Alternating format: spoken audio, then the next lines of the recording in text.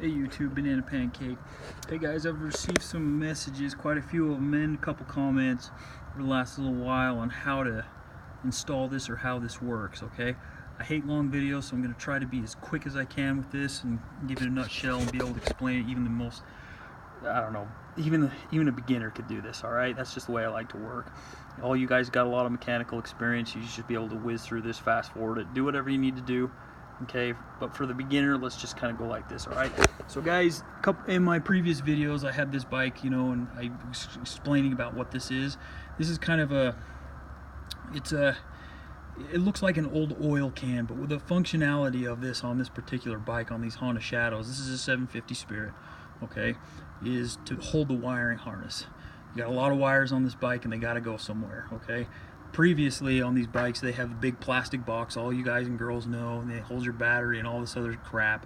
Okay, to simplify it, to get it out of there, to give it more custom look, you know, I decided one day that I didn't like it and I was going to figure out a way to do something different. So what you're looking at here, guys, and don't judge me too hard, this is the prototype. This is the first one, okay? So hopefully your guys' will turn out better than this one.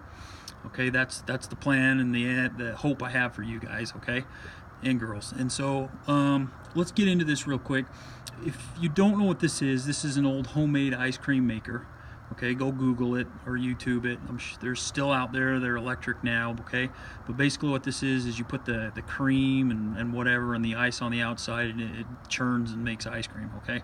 But I was sitting there one day and I found this in an antique shop, and I was like, man, that might make a good wire harness holder. Now I've made these. I've used coffee cans too. I've used an old whiskey bottle, you know, which it was a tinted whiskey bottle, so you didn't see all the wires inside and that sort of thing. So it actually turned out pretty all right.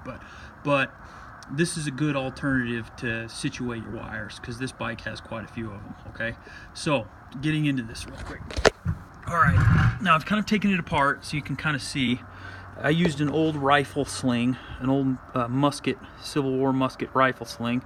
Okay, not an original, just kind of a replica, but this holds it up. Now there is a better way, which I'll tell you. And like I said, this was the first idea. You figure it out as you go, but I'll get to that in a second, okay?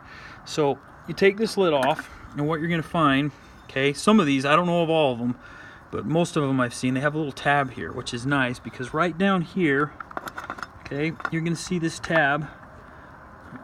I'm recording this with one hand, doing it with the other hand, okay? You see that tab right there, and this other tab in here. What's nice is you put this on and you can slide it and it locks shut, okay? So when you put your screw in, you get a secure fit every time. That's a nice thing about it, okay? So we take this lid off, and you got to think, okay, if I have this bike, what's going to be most problematic? You know, there's a reason why they make the fuse boxes, okay? So you're going to want to keep your fuse boxes and your main fuse on the outside close to where you can get it, because that's probably going to be the biggest problem that you're gonna have. You know, that's why they have fuse boxes, okay? Now there is some things that I do recommend. My rectifier is in here. I don't recommend it, but mine is. I haven't had a problem, but just for the sake of you keeping your rectifier around for a long time, I suggest putting it outside. For you beginners who don't know what a rectifier is, go on your bike that you have, and this is a rectifier, okay? Alright, basically changes the current, you know, and it has these cooling fins on it. There's a reason, like I was saying, it's on the outside of the bike so it stays cool, because it generates a lot of heat. Alright, and you can imagine in the summertime, you know, being next to this hot engine, it gets pretty hot in here. But like I said, I haven't had a problem with it.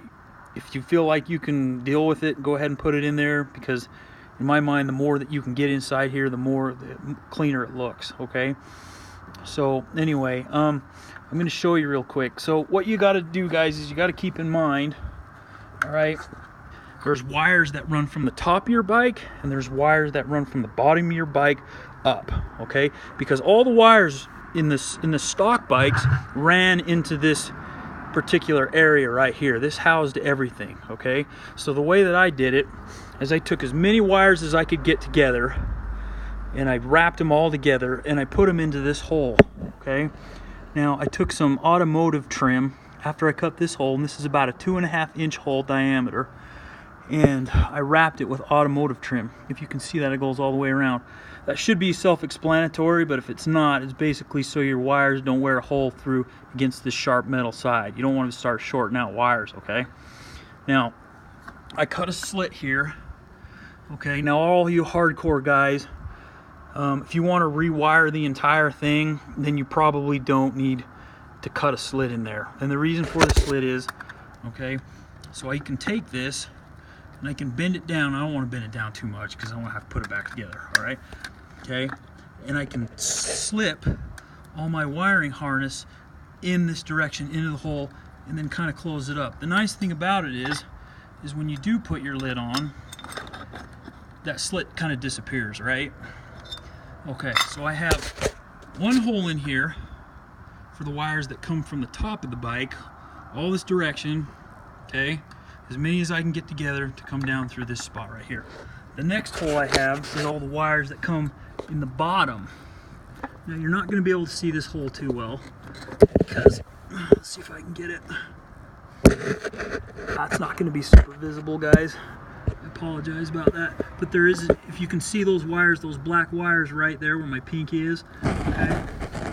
There's another hole. It's about 2 inches in diameter. So I have two holes, one right here and then one underneath here, for all the wires that come down into the top and all the wires that come to the bottom. Now there's specific things like your battery cable, you're probably going to have to lengthen a little bit in order to be able to accomplish doing something like this, okay? But what you're looking at right now is basically the prototype of all of these.